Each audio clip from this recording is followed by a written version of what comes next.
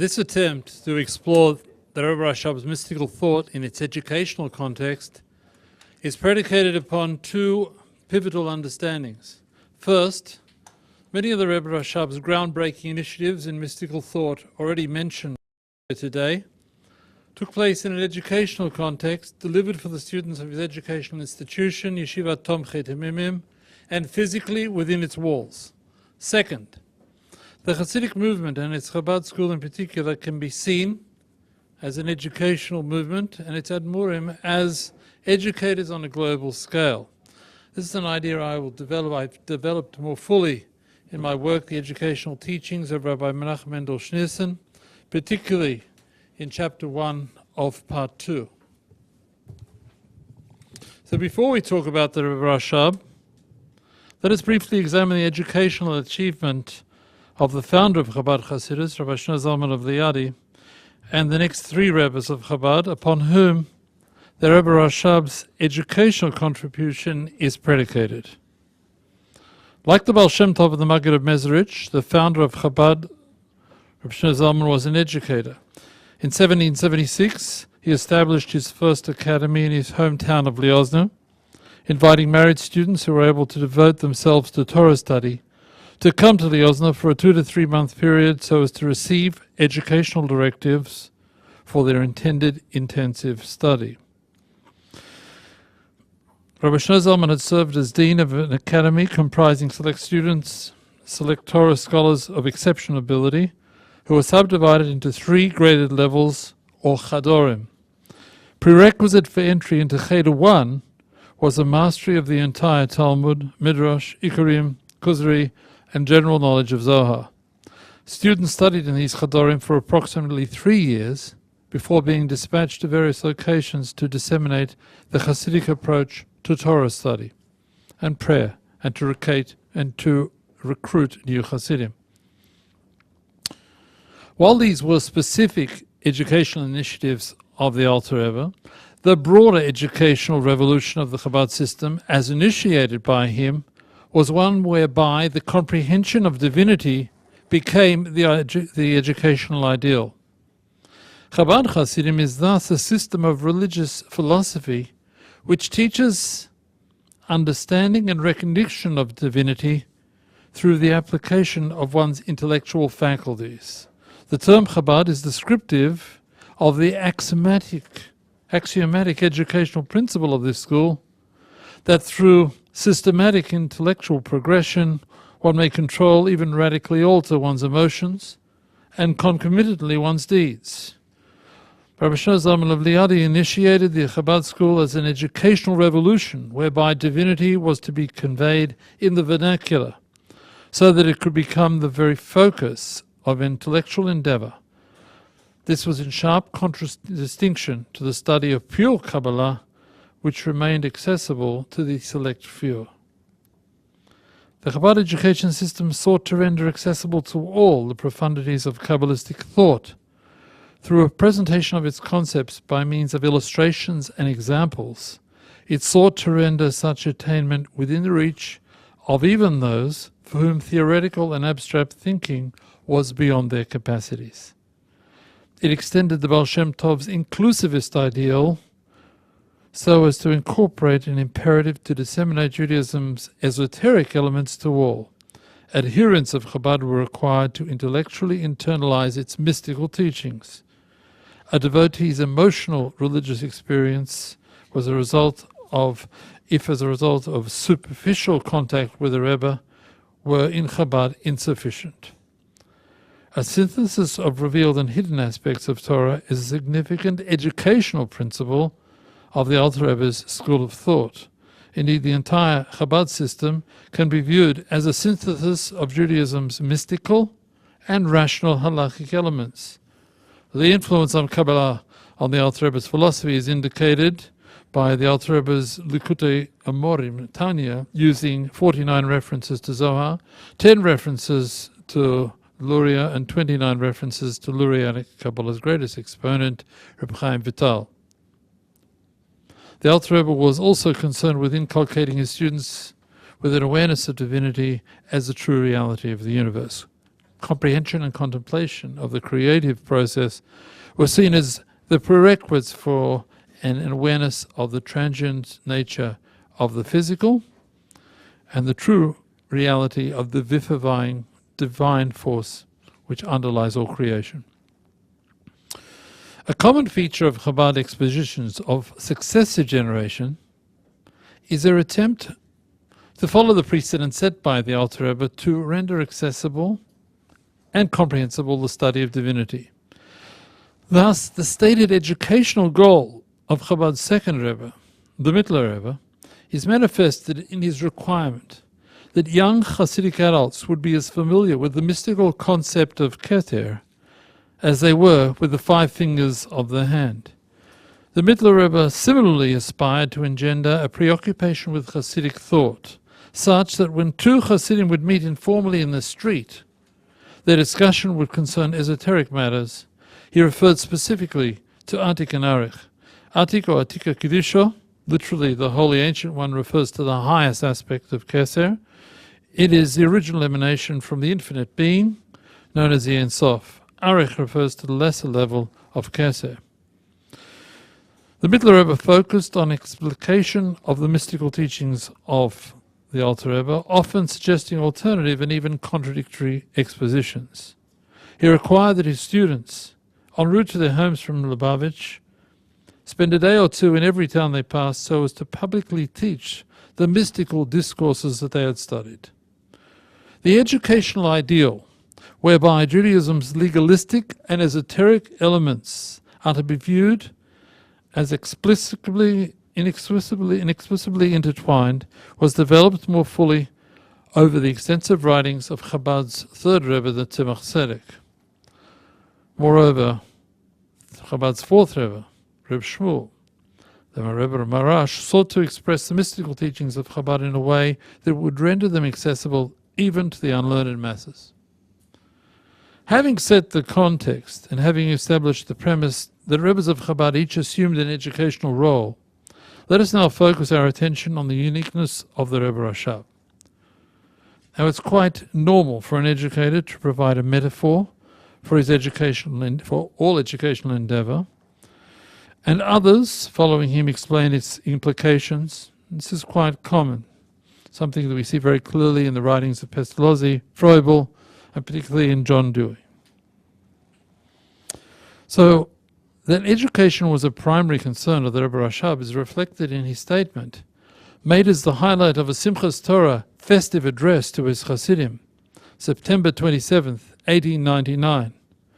Just as wearing tefillin, phylacteries, every day is a mitzvah commanded by the Torah to every individual regardless of standing in Torah, whether deeply learned or simple, so too it is an absolute duty for every person to spend half an hour every day thinking about the Torah education of his children, and do everything in one's power and beyond one's power to inspire one's children to follow that path along which they are being guided. It should be pointed out that a decade prior to founding his yeshiva in 1897, the Rebbe RaShaB also addressed the question of the aims of education, which is a fundamental point, probably the fundamental point in all discussion of educational philosophy. In his Chanach Lenar, an ethical will written in 1888, primarily devoted to the subject of education and recently translated by Kehillat Publication Society into English, he there discusses the aims of education and includes self-restraint, sanctity, and the power of prayer, all of which he augmented in subsequent works and which became educational ideals to which the educatee of his yeshiva would aspire. Indeed, discussing sanctity, he wrote, "In thought, holiness requires a person to continually reflect upon godliness. The intent of this mitzvah is man's subjugation of his heart and mind. The vessels of cognition are man's mind and heart, as is known. Hence a person can achieve sanctity in thought by continually immersing his thought and knowledge in godly wisdom. This entails the intense study of Torah in which God's blessed wisdom and will are clothed, and the inclination upon his greatness and exaltedness. The most opportune time, continues the Rebbe RaShaB, for such lengthy and profound reflection is during prayer. Then one's unbroken, concerted pondering will create a tight and powerful bond between himself and godliness until the subject's underlying concept of godliness is absorbed within the soul. But his ultimate concern for education found its expression, has been alluded to by the previous speakers today, in his bold educational initiative of the founding of the first formal Chabad yeshiva of Tomchei Temimim. Intellectually conceived in 1886, conceptually formulated and finalized in 1896, founded by the Rebbe RaShaB on Elul 15th, 1897, at the wedding of his son, Rabbi Yosef Yitzchok. Formal studies began on the 18th of Elul, 5657. It is considered a significant date, and it's considered significant. Both the town of Lubavitch and Yeshiva Tomchei Temimim were both founded on the 18th of Elul, the date which commemorates both the birth of the Baal Shem Tov, the founder of Hasidism, and that of the Baal HaTanya, the Alter Rebbe, the founder of the Chabad school. The Rebbe RaShaB was aware that he was about to engage in a revolutionary activity, that the macrocosmic revolution that he was creating in the Jewish world would be started by a microcosmic revolution that he was creating in Jewish education under his jurisdiction.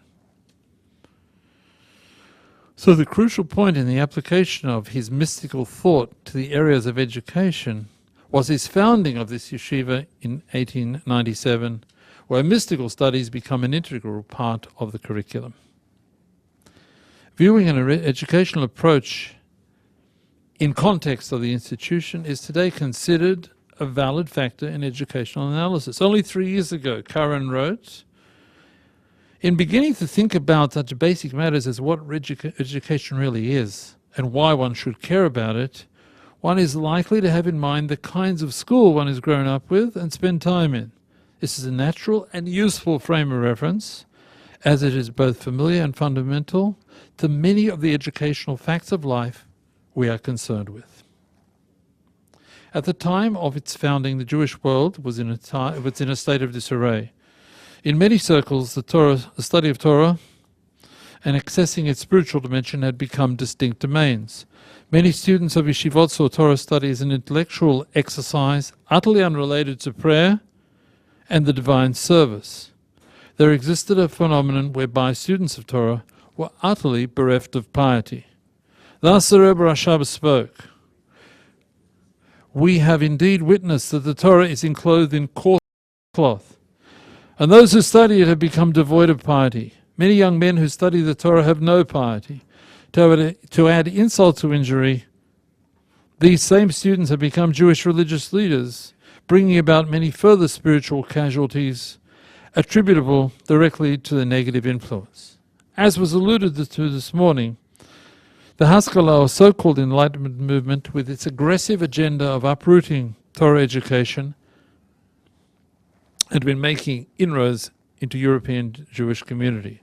As well, socialism with its agenda of liberating the working classes, political Zionism also, had begun to take root within the Jewish community. There even arose Jewish organizations that openly embraced atheism as part of their ideological platform. Due to these powerful influences, the Rebbe RaShaB was well aware that the very fiber of Jewish religious life was in critical danger. For many Jewish children, authentic religious education had been replaced by new approaches to Jewish education that had never been approved or foreseen before. These new ideologies, and the Haskalah in particular, besides establishing alternative Jewish educational institutions and aggressively enrolling in students, had even begun to penetrate the formerly unchallenged bastions of Torah education, the yeshiva and the cheder. Teachers who embraced secular ideology won adherents to their ranks by successfully infiltrating in Torah institutions in the guise of traditional religious teachers. Other leaders of Jewish religious life sought to rectify this incursion.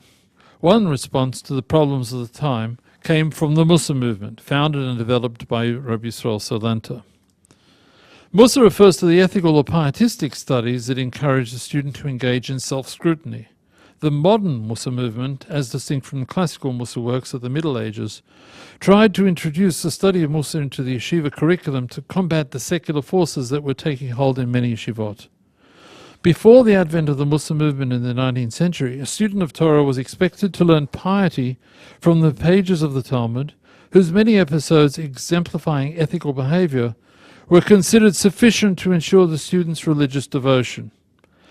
By making the Talmud's messages of moral self-development explicit, Musa sought to counter the inroads of secularism. Despite some initial opposition to this initiative, Musa was introduced by Rabbi Solanta into the daily timetable of the yeshiva to facilitate the examination of personal behavior. Students of Musa would engage in introspection and self-analysis with a view to correcting traits antithetical to those of the ideal Torah personality. Rabbi Shalom Daber took a markedly different approach to these external challenges. His unique response was the introduction of a systematic study of Chabad Hasidus, and it's an integral part of the curriculum of Tomchei Temimim Yeshiva that he established. If Musa had a primarily behavioral focus in the study of Chabad Hasidus, the emphasis was on the student's intellectual application to its most profound Hasidic teachings. Moreover, in Tomchei Temimim, this area of discipline study was no less intellectually rigorous and structured than Talmudic study itself. As well, the Rebbe RaShaB instituted an arrangement whereby the mashpia or mentor responsible for teaching and inculcating Hasidic ideals now taught Hasidus to his students in such a way that this syllabus matched the intellectual virility of the Talmudic component.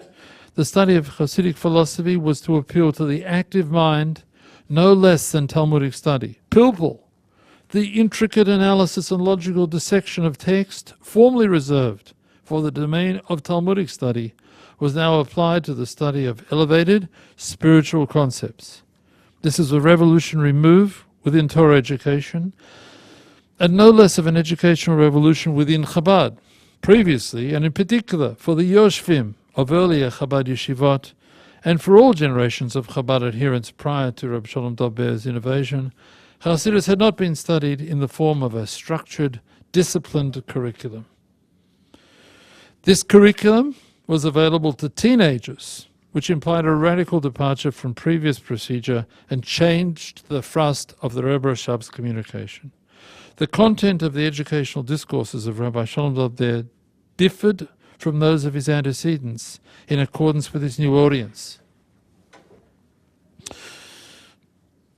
Chabad discourses now became far more analytical, with Rabbi Shalom Daber probing areas formerly not overtly dealt with by Chabad Rebbes. The format of his discourses differed significantly. He adapted his father's use of the Hemshech, or extended series of discourses, which developed Hasidic themes over an extended period of time, often a year or more. He took this methodology to new heights and thus allowed for the cumulative analysis of the study of themes such as God's transcendence and immanence, and those whose educational content now absorbed and captivated the yeshiva students in an unprecedented, ongoing way. He himself now was termed the Maimonides of Chabad, given his discourses definitive analyses and systematic presentations, replete with full elucidation of concepts of Chabad Hasidus.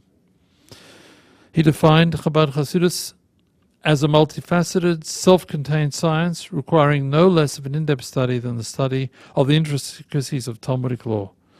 He was also termed by Hasidic elders the Chovot Halavovot of Chabad. Just as Chovot Halavovot, duties of the heart, had made accessible through its portals aspects of Jewish thought and behavior, the Rebbe RaShaB's discourses were characterized by the same analytical clarity.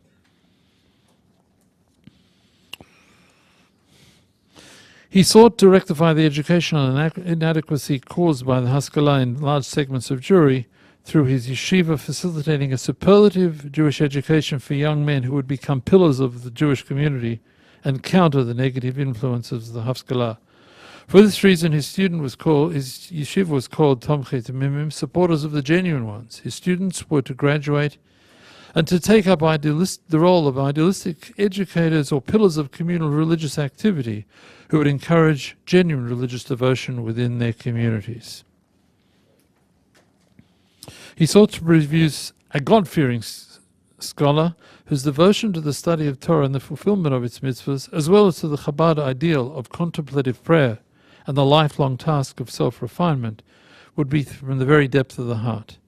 The establishment of this educational institution was thus conceived by the Rebbe RaShaB to be of momentous significance, not only for the Chabad community, but for the entire Jewish community, subsequent generations, and as was mentioned before, the concept of Ayin Beit, even preemptors of the Messianic era. There are educational principles and initiatives employed within the walls of Tamchei Temimim by the Rebbe RaShaB were later developed by Chabad's subsequent Rebbes, and were clearly intended to take effect in the wider Jewish community for generations to come. Now I'm going to, in the limited time that I have, just point out a few very, very basic points. Time is not here sufficient, but as mentioned, he wanted a merging of a preoccupation with esoteric and exoteric studies. He envisaged his students' simultaneous development in both Talmudic and Hasidic study, leading to a mutually enlightening interaction between both curricula. The enterprise was a response by the Rebbe RaShaB to the perceived educational shortcoming of his times. Now, he immediately negated the educational ideal which restricted scholastic achievement to the Talmudic domain. In explaining the raison d'etre for his educational venture, he acknowledged the existence of wonderful yeshivot, but he went on to say that there is more than just the study of Talmud. He argued that while Talmudic literature is concerned with the complexities of ritual slaughter, shechita, Chabad Hasidut is concerned with its spiritual counterpart, namely the appropriate elimination of inner corruption and the vanquishing of one's animalistic instinct. Integral to the foundation of Chabad Yeshiva was the Rebbe RaShaB's formalization of the role of the mashpia through the appointment of an individual, usually an elderly chassid, charged with education and character development of the yeshiva students. Various educational ideals emerge within Chabad and are emphasized through the Rebbe RaShaB's establishment of a formal educational institution. These include the Pnimi, or an individual whose concern is for inner integrity and for the innermost dimension of person or thing. The Atzmi, one who is true to oneself. The Maskil, the exponent of the theoretical dimension of the Hasidic teachings. And the Oved, one who toils in the labor of self-refinement. A tradition of friendly rivalry existed between the Maskil and Oved, each advocating the primacy of his ideals. And of course we know, and this was discussed at great length at the previous conference in Philadelphia, that Rebbe RaShaB instructed his son and successor to write an educational tractate for the first mashpiyim of his yeshiva. It was subsequently published as Klalei Chinuch V'Hadracha, the Principles of Guidance and Instruction, and is available in English today, and is considered to be a definitive exposition of Chabad educational philosophy. The Haskalah, the conceptualization seen in the Rebbe RaShaB's writings, also translates into writings which are very practical and of application. I refer all present to, given the limited time, a look at the small but highly well-known section, Mikneh Rav, of the Hemshech of the extended treatise Samech Vav, which was said between 5666 and 5668, 1905 to 1907. It has literally been translated by Kehillat as the simple servant. And here the Rebbe RaShaB delineates three categories: the child of God, instinctively, effortlessly complying with God's will; the Eved Ne'eman, the loyal servant of God, motivated by a love of God, but a distinct entity who must make his own efforts through meditation on God to become close with God and fulfill his wills. And finally, the simple servant, the Eved Pashut, who labors as we do in darkness, but must apply the principle of Kabbalat Ol Malchut Shemaim, the acceptance of the yoke of heaven.